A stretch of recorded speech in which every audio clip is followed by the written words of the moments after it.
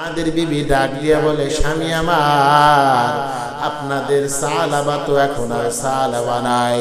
সালাবা তো বড় অপরাধী, সালাবা তো বড় গুনাহগার, সালাবা তো বড় পাপাচার করেছে গো। স্বামী আমার কি করেছে বলো? কয় আমার ডান হাতকে সালাবা ধরিয়া ফেলেছিল, ধরার কারণে আমি সালাবাকে বলেছিলাম, তুমি বড় পাপিষ্ঠ, তুমি বড় গুনাহগার, তুমি বড় জালেম। সাদ রাদিয়াল্লাহু তাআলা আনহু ডাক দিয়ে বললেন, এখন সালাবা কোথায় বলিয়া দাও। সালাবা, সাদের বিবি ডাক দিয়ে বলে, এখন সালাবা হয়তো পাহাড়ের পাদদেশে কান্না করতেছে, মোনাজাত করতেছে, মহান রবের দরবারে তাওবা করতেছে। আল্লাহর রাসূলের সাহাবী সাদ রাদিয়াল্লাহু তাআলা আনহু পাহাড়ের পাদদেশে বারবার ঘোরাঘুরি করে কোথাও পাওয়া যায় না, কোথায় চলে গেল সালাবা। আল্লাহর রাসূলের সাহাবী হযরত সাদ রাদিয়াল্লাহু তাআলা আনহু যখন এক পর্যায়ে হাঁটতে হাঁটতে যখন পাহাড়ের পাদদেশে যাওয়ার পরে দেখেন সেখানে একটা রাখাল তার মেষপালগুলো, তার বকরিগুলোকে খাবার খাওয়ানোর জন্য পাহাড়ের পাদদেশ দিয়া চড়াইতেছে। আল্লাহর রাসূলের সাহাবী সাদ ডাক দিয়ে বললেন, এখানে কি তুমি সালাবা নামে কোনো মানুষকে চেনো, দেখেছ? আল্লাহর ওই বান্দা বেদুইন ডাক দিয়ে বলে, না না, এমন কোনো মানুষ আমরা দেখি নাই, সালাবা নামের মানুষ নামে কোনো মানুষ আমরা চিনি না। তবে একটা মানুষকে আমি দেখেছি, কিছুদিন পূর্বেই পাহাড়ের পাদদেশ দিয়া পাহাড়ের টিলার উপর গিয়া আল্লাহর এই বান্দা এমন জোরে চিৎকার করতে লাগলো, দেখো আমাদের বকরিগুলো রাতে ঘুমাইতে পারে না, আমাদের পশুগুলো তার চিৎকারের কারণে ঘুমাইতে পারে না। আল্লাহর রাসূলের সাহাবী হযরতে সাদের বুঝতে বাকি নাই, এটাই মনে হয় সালাবা হবে, এটাই মনে হয় সালাবা হবে, এটাই মনে হয় সালাবা হবে। এই কথা বলার পর হযরত সাদ যখন পাহাড়ের পাদদেশে যায়, যাওয়ার পর দেখে বাস্তবে হযরত সালাবা সেজদারত অবস্থায় মালিকের দরবারে কান্না করতেছে, চোখগুলো লাল হয়ে গেছে, চোখগুলো ফুলে গেছে। সাদ ডাক দিয়ে বলে, ভাই সালাবা কি হয়েছে বলো? কয় আমি বড় পাপিষ্ঠ গুনাহগার, আমার চেয়ে পাপাচার দুনিয়ায় কেউ নাই, আমার চেয়ে গুনাহগার আর কেউ নাই। হযরতে সাদ ডাক দিয়া বলে, ভাই তাহলে তুমি আল্লাহর রাসূলের দরবারে চলো। কয় না না, আমি যাব না, আমি এত বড় পাপাচার রাসূলের সামনে আমি আমার মুখটাকে কিভাবে দেখাইব, আমি আমার দেহকে কিভাবে পয়গম্বরে আরবীর সামনে দেখাইব? এই ভাই সাদ তুমি চলিয়া যাও, আমি এখানে থাকবো, আমি তোমার সাথে যাব না। হযরত সাদ বারবার পিরাপিরি দেওয়ার কারণে হযরত সালাবা এবার রাজি হয়, কয় তুমি আল্লাহর রাসূলের দরবারে আমাকে নিবাই, ঠিক আছে, তবে নেওয়ার পূর্বে তুমি আমার হাত দুটোকে বেঁধে নাও, হাতের ভিতরে কড়া লাগায় নাও। কেন কড়া লাগাইব বলো? হযরত সাদ ডাক দিয়ে বলে, সাদ রে, এই জন্য কড়া লাগাইবি, দুনিয়াতে যখন কোনো মানুষ অপরাধ করে তখন দেখি তার দু হাত বেঁধে নেয়, আমিও যেহেতু মহান রবের দরবারে আমি বড় ধরনের অপরাধী, তুমি আমার হাত দুটোকে বেঁধে নাও। কথা অনুযায়ী হযরত সাদ তার হাত দুটোকে বেঁধে নেয়। হযরত সাদ ডাক দিয়ে বলে, তোমার হাত তো বাঁধা শেষ, এবার তুমি রওনা দাও। হযরত সালাবা ডাক দিয়ে বলল, আল্লাহর রাসূলের দরবারে যাওয়ার পূর্বে আমাকে প্রথমে হযরত আবু বকরের দরবারে নিয়ে চলো, দেখি হযরত আবু বকর কোনো ফয়সালা করে দেয় কিনা, দেখি হযরত আবু বকর আমার জন্য কোনো রাস্তা করে দিতে পারে কিনা। হযরত সাদ বললেন, ঠিক আছে, হযরত আবু বকরের দরবারে চলো। হযরত আবু বকরের দরবারে হাত বাঁধা অবস্থায় নিয়ে নেওয়া হয়। হযরত আবু বকরের দরবারে যাওয়ার পর যখন হযরত আবু বকর দেখলেন সাহাবা এত বড় পাপিষ্ঠ গুনাহগার, হযরত আবু বকর দেখার সাথে সাথে বললেন, এটা তো আমার কোনো কাজ নয়, তোমাকে ক্ষমা করা না করা এটা আল্লাহর কাজ। তুমি আল্লাহর দরবারে ক্ষমা চাও, তুমি আমার দরবার থেকে বের হয়ে যাও। হযরত সাহাবার চোখ দ্বারা দরদর করিয়া পানি পড়তে লাগলো। হযরত সাহাবা আবু বকরের দরবার থেকে বের হয়। সাহাবা ডাক দিয়ে বলে, আবু বকরের দরবারে আমাকে বের করে দেওয়া হলো, চলো হযরত ওমরের দরবারে যাই। হযরত ওমরের দরবারে যাওয়া হইল, দেখে হযরত সাহাবার হাত দুটো বাঁধা। কি হইল? এমন এমন পাপাচার করলো। হযরত ওমর ডাক দিয়ে বলে, আমার দরবার থেকে বের করে দাও। এই গুনার ক্ষমা আমি কিভাবে করব? এটা তো মহান রবের সাথে সম্পর্ক রাখিয়া দেয়। হযরত ওমর তার দরবার থেকে বের করে দেয়। হযরত ওসমানের দরবারে নেওয়া হয়, কিন্তু হযরত ওসমানও বের করে দেয়। এইভাবে এক একটা সাহাবায়ে কিরামের দরবারে নেওয়ার কারণে এক একটা সাহাবা তারা তাদের দরবার থেকে বের করে দেয়। যুবক ভাই, গুনার কতটা ভয়ঙ্কর রূপ হতে পারে এখন বুঝে আসবে না। গুনাহ কতটা ভয়ঙ্কর, গুনাহ করলে, পাপাচার করলে অন্তরের ভিতরে গুনার দাগ পড়িয়া যায়। তখন ভালো কাজ মজা লাগে না, নেকির কাজগুলো ভালো লাগে না, শুধুমাত্র গুনাহ গুনাহ গুনাহ, শুধুমাত্র গুনাহ করতে মন চায়। হযরত ওমরের দরবার থেকে বের হয়ে গেল, আবু বকরের দরবার থেকে বের হয়ে গেল, হযরত ওসমানের দরবার থেকে হযরতে সাহাবাকে গুনার কারণে বের করে দেওয়া হয়। হযরত সাহাবা ডাক দিয়ে বললেন, যেহেতু তাদের দরবার থেকে আমাকে বের করে দেওয়া হইল, এই সাথ আমাকে তুমি আল্লাহ রাসূলের দরবারে নিয়ে চলো। মনে হয় পয়গম্বরে আরবি আমাকে ক্ষমা করবেন। আমার গুনাহ সম্পর্কে জানার পরে হয়তো আমাকে গুনার জন্য মহান রবের দরবারে ফরিয়াদ করে আমার গুনার মাফের ব্যবস্থা করে দিবেন। আল্লাহ রাসূলের দরবারে যখন হাত বাঁধা অবস্থা নেওয়া হয়, পয়গম্বরে আরবি ডাক দিয়ে বলে, সাহাবারে কি এমন গুনাহ করেছো যেই গুনার কারণে তোমার হাত দুটো বাঁধা? হযরত সাহাবা ডাক দিয়া বলেন, পয়গম্বর, আমি আমার জীবনে এমন গুনাহ করেছি যেই গুনাহ দুনিয়ার কোনো মানুষ করে নাই, যেই গুনাহ দুনিয়ার কোনো মানুষ আর করে নাই। পয়গম্বরে আরবি, আমি এমন পাপাচার করেছি, আমার গুনাহ মাফ হবে কিনা আমি জানি না। তখন পয়গম্বরে আরবি তার গুনাহ সম্পর্কে জানার পর আল্লাহ রাসূল বললেন, আমার দরবারে তোমার জায়গা নাই, এই সাহাবা তুমি বের হয়ে যাও, সাহাবারে তুমি বের হয়ে যাও। আল্লাহ রাসূলের দরবার থেকেও যখন সাহাবাকে বের করে দেওয়া হয়, আল্লাহ রাসূলের দরবার থেকে বের হওয়ার পরে এবার সাহাবা কেমন যেন পাগলের মতো হয়ে গেল। সাহাবা মনে মনে বলতে থাকলো, আমার জন্য মনে হয় জাহান্নামের অগ্নিকুণ্ড রেডি,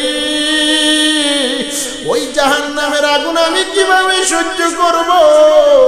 সাহাবায়ে কিরামের দরবার থেকে বের করে দেওয়া হলো। সর্বশেষ পয়গম্বরে আরবির দরবারে অনেক আশা নিয়ে আমি আসলাম, কিন্তু এখান থেকে আমাকে বের করে দেওয়া হলো। হযরত সাহাবা হযরত সাদের হাত থেকে ছুটিয়া আবারও পাহাড়ের পাদদেশে চলে যায়। পাহাড়ের পাদদেশে যাওয়ার পরে এমন গভীর ভাবে কান্না করতে লাগলো। একদিন, দুই দিন, তিন দিন চলে যাওয়ার পর হযরত জিবরিল আল্লাহ পাক রব্বুল আলামিন পাঠিয়ে দেয়, এই ভাই জিবরিল দ্রুত চলে যাও, আমার সাহাবা আমি আল্লাহ দরবারে এমন ভাবে তাওবা করছি, পয়গম্বরে আরবিকে বলিয়ে দাও তাকে যাতে করে পাহাড়ের পাদদেশ থেকে আনিয়া তাকে ডাকিয়া সান্ত্বনা দেয়। আল্লাহ রাসূল সাহাবায়ে কেরামদেরকে ডাকলেন, এই আবু বকর কোথায় আছো? এই ওমর তোমরা কোথায় আছো? এই ওসমান তোমরা কোথায় আছো? দ্রুত আমার নিকট আসো, আমার সাহাবা কোথায় তাকে ডাকিয়া নাও। আমার সাহাবা কোথায় থাকে ডাকিয়া নাও। পয়গম্বর আরবি সাহাবায়ে কেরামরা যখন সাহাবাকে ডাকার জন্য পাহাড়ের পাদদেশে চলে যায়, পাহাড়ের পাদদেশে যাওয়ার পরে আল্লাহর রাসূলের সাহাবী সাহাবার দিকে তাকাইয়া দেখে সাহাবা এমন জোরে জোরে ফুপায়া কান্না করে, মনে হয় দুনিয়াতে কি যেন হারাইছে, মনে হয় তাকে যেন কেউ গভীর ভাবে মারছে, এমন ভাবে বাচ্চার মতো কান্না করতেছে। হযরত ওমর হাতখানা ধরিয়া বললেন, এই সাহাবা ওঠো, তুমি তোমার সেজদা থেকে উঠিয়া যাও। সাহাবা যখন সেজদা থেকে উঠলো, উঠার পরে দেখে হযরত ওমর তার হাতখানা ধরে ফেলছে। আল্লাহর রাসূলের সাহাবী হযরত ওমরকে ডাক দিয়া সাহাবা বলে, এই ভাই ওমর, তুমি আমার হাত ছাড়িয়ে দাও। কয় না, তোমাকে পয়গম্বরে আরবি যাওয়ার জন্য বলছে, তুমি চলো। কয় না, আমি যাব না। কয় কেন যাব না বলো। কয় আমি এত বড় পাপিষ্ঠ, এত বড় গুনাহগার, স্বয়ং পয়গম্বরে আরবির দরবার থেকে আমাকে বের করে দেওয়া হয়েছে, আমাকে ছাড়িয়া দাও। এই কথা বলিয়া হযরত ওমর ডাক দিয়া বলে, না না, তোমার ব্যাপারে সুসংবাদ আছে, তুমি চলিয়া যাও, আমাদের সাথে চলো, তোমার জন্য যে কোনো ব্যবস্থা পয়গম্বর করবেন, আল্লাহর রাসূল তোমার জন্য ব্যবস্থা করবেন। এই কথা শ্রবণ করিয়া সাহাবায়ে কেরামদের সাথে আল্লাহর রাসূলের দরবারে আসলেন। ওই পাহাড় থেকে এক সময়ের মধ্যে আসলেন, যেই সময়টা ফজরের নামাজ চলতেছিল। প্রথম রাকাত সমাপ্ত হওয়ার পরে দ্বিতীয় রাকাতে যখন পয়গম্বরে আরবি আল-হাকুমুত তাকাসুর এই সূরাটা যখন তেলাওয়াত করতে লাগলেন, অন্যান্য সাহাবায়ে কেরামগণ পিছনে কাতারে দাঁড়ায় গেলেন, হযরত সাহাবা নামাজের কাতারের মধ্যে দাঁড়াইলেন। আল্লাহর রাসূল যখন হাত্তা যুরতুমুল মাকাবির এই আয়াত যখন তেলাওয়াত করলেন, হযরত সাহাবার জবান দ্বারা এত জোরে একটা চিৎকার মেরে দিলেন। আল্লাহর রাসূল যখন নামাজটা সমাপ্ত করলেন, নামাজটা সমাপ্ত করিয়া আল্লাহর রাসূল যখন সাহাবায়ে কিরামদের দিকে ঘুরে বসলেন, আল্লাহর রাসূল সাহাবীদেরকে ডাক দিয়ে বললেন, সাহাবারা রে, আমার সাহাবী সাহাবা মনে হয় নামাজের মধ্যে চিৎকার দিয়েছে, আমার সাহাবাকে কাছে ডেকে আনো, তাকে ধরিয়া তোমরা সামনে আনো। হযরত আবু বকর ডাক দিয়া বলে, ইয়া রাসূলুল্লাহ, ইয়া হাবিবাল্লাহ, আপনার সাহাবীকে আর সামনে আনতে হবে না গো নবী। কয় কেন সামনে আনতে হবে না বলো? কয় আপনার সাহাবা দুনিয়ার জমিনার বাঁচিয়া নাই, আপনার সাহাবা আল্লাহর ডাকে সাড়া দিয়ে আখিরাতের বাসিন্দা হয়ে গেছে। বলেন সুবহানাল্লাহ। আল্লাহর রাসূল সাহাবায়ে কেরামদেরকে বললেন, এই সাহাবায়ে কেরামের দলেরা, তোমরা সাহাবার জন্য গোসলের ব্যবস্থা করো, সাহাবার জন্য তোমরা কাফনের ব্যবস্থা করো। পয়গম্বর আরবীর নির্দেশনা শোনার পর সাহাবায়ে কেরামের দলেরা গোসলের ব্যবস্থা করলো, কাফনের ব্যবস্থা করলো। আল্লাহর রাসূল স্বয়ং জানাজার ইমামতি করিয়া সাহাবার খাটিয়া যখন নিয়ে গোরস্থানের দিকে রওনা দেয়, আল্লাহর রাসূল এক কদম সামনে আগায়, আবার একটু আস্তে আস্তে হাঁটে, পাগুলো ভালোভাবে জমিনে ফালায় না। পয়গম্বরে আরবীর এমন অস্বাভাবিক হাঁটাহাঁটি দেখিয়া সাহাবায়ে কেরামের দলেরা প্রশ্ন করলেন, ইয়া রাসূলুল্লাহ, ইয়া হাবিবাল্লাহ, নবী আমার, দীর্ঘদিন পর্যন্ত খাটিয়ে আপনি কাঁদেন, কিন্তু এইভাবে আপনাকে কোনোদিন হাঁটতে দেখি না, আস্তে আস্তে করিয়া হাঁটেন, পায়ের আঙ্গুলি দিয়ে আপনি হাঁটেন, এটার কারণটা কি গো নবী আমার? আল্লাহর রাসূল বললেন, এই সাহাবারা শুনে নাও, হযরত সাহাবার তাওবা মহান রবের দরবারে এমনভাবে কবুল হইছে, হযরত সাহাবার জানাজার ভিতরে আমার আল্লাহ পাকের কোটি কোটি ফেরেশতারা তার এই খাটিয়ার নিচে ফেরেশতাদের ডানা বিছায় দিছে। আল্লাহু আকবার। এই বন্ধুরা আমার, যুবক, এটা হলো সাহাবায়ে কেরামগণদের হালত। তাওবা করার মতো যদি করা যায়, সোনার জীবনটা তোমার পুনরায় ফিরে আসবে বাবাজি। আল্লাহ রসুলের সাহাবারা এমন ভাবে তাওবা করতো। অনেক গুনাহ আছে যেটা তোমার বন্ধু জানে না, অনেক গুনাহ আছে তোমার বিবি জানে না, এই গুনাহটা তুমি জানো আর তোমার রব জানে। যেহেতু আজকের রজনীটা বরকতময় রজনী, এই রজনীতে মহান রবের নিকট যদি প্রিয় পাত্র হতে পারো, সারাটা জীবন তোমার সোনার জীবন কেটে যাবে, তোমার জীবনটার মধ্যে সুখ শান্তি ফিরে আসবে। এই জন্য আমি আমার পর্দানিশী মা বোনদেরকে বলবো, আমি আমার যুবক বন্ধুদেরকে বলবো, এই রজনীটাকে খেলায় খেলায় কাটাইও না যুবক, মহান রবের নিকট তওবা কর। আল্লাহকে আল্লাহ বলিয়া যদি বাস্তবে তুমি বিশ্বাস করতে পারো, তাহলে আমার আল্লাহ তোমার হায়াতের গুনাহগুলোকে মাফ করিয়া তোমার আমার কবরকে জান্নাতের বাগান বানায় দেবে। বলেন সুবহানাল্লাহ।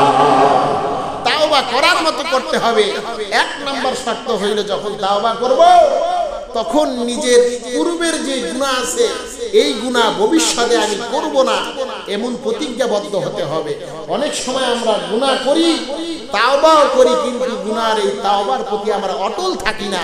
মুহতারাম হাজিরিন, এক নম্বর শর্ত হইল এই তাওবা কবুল করার জন্য আপনাকে প্রতিজ্ঞাবদ্ধ হতে হবে, অনুশোচনা প্রকাশ করতে হবে যে আমি ভবিষ্যতে আর কোনোদিন এই গুনাহ করব না। তবে এখানে হকুল ইবাদত, মানুষের হক যদি নষ্ট করে থাকি, সেটা কিন্তু মহান রব আপনার আমার কবুল করবেন না। মানুষের হক, আপনি মানুষকে থাপ্পড় মেরেছেন, এই থাপ্পড় যাকে মেরেছেন অনর্থক ভাবে, অযথা বেইনসাফি ভাবে, তার নিকট থেকে আপনাকে ক্ষমা নিতে হবে। এখন বলবেন হুজুর ওই লোকটা দুনিয়াতে বেঁচে নাই, কি করা যায়? তার নামে কিছু টাকা সদকা করে দিতে হয়। আপনি একটা লোকের অনেকগুলো টাকা আত্মসাৎ করে নিয়েছেন, তার থেকে না বলে তার অজান্তে অথবা কোনো কলমের খোঁচায় অথবা অন্য কোনো সিস্টেমে আপনি তার নিকট থেকে আত্মসাৎ করেছেন, এখন সে বেঁচে নাই, দেখবেন তার সন্তানেরা বেঁচে আছে কিনা, ওই টাকাগুলো তার সন্তানের নিকট ফিরত দেওয়ার জন্য চেষ্টা করতে হবে। এখন দেখেন তাকে আপনি চেনেনই না, হয়তো কোনো এক সময় ওকালতি করেছেন, কোনো এক মানুষ আপনার নিকট একটা বিষয় মীমাংসা করার জন্য এসেছিল, কিন্তু তার নিকট থেকে কলমের খোঁচা দিয়া বিভিন্ন পয়েন্টে ধান্দা করে আত্মসাৎ করেছিলেন লক্ষাধিক টাকা। এই টাকা আপনি ব্যক্তিটাকেও চেনেন না, কি করণীয়? সেই ক্ষেত্রে ওলামায়ে কেরামগণ বলে, যদি আত্মসাৎকৃত লোকটাকে যদি না পাওয়া যায়, তার নামে আপনি টাকাগুলো সদকা করে দিবেন, যে এই টাকার সদকার নেকিটা ওই আল্লাহর বান্দার কবরে চলে যাবে। একটা নিয়ম। তাহলে দুইটা জিনিস, একটা হলো হকুল ইবাদ আর একটা হলো হকুল্লাহ। হকুল্লাহ যেটা মহান রবের সাথে সম্পৃক্ত। হায়াতুল জিন্দেগির এমন একটা সময় আপনার আমার কেটেছে, যেই সময়টা আপনি নামাজ পড়েন নাই, আপনি বুঝবান হওয়ার পরেও পাপাচার করেছেন, গুনাহ করেছেন, নামাজ পড়েন নাই, মসজিদে যান নাই, রোজা ফরজ হওয়ার পরে রোজাও রাখেন নাই। এখন সেগুলোকে খেয়াল করে করে করে করে করে করে উমরি কাজা আদায় করার চেষ্টা করা এবং মহান রবের দরবারে তাওবা করা, ইস্তেগফার করা, গুনাহ মাফ চাওয়া, এটা একটা সিস্টেম। এটা হলো হকুল্লাহ, আল্লাহর সাথে সম্পৃক্ত।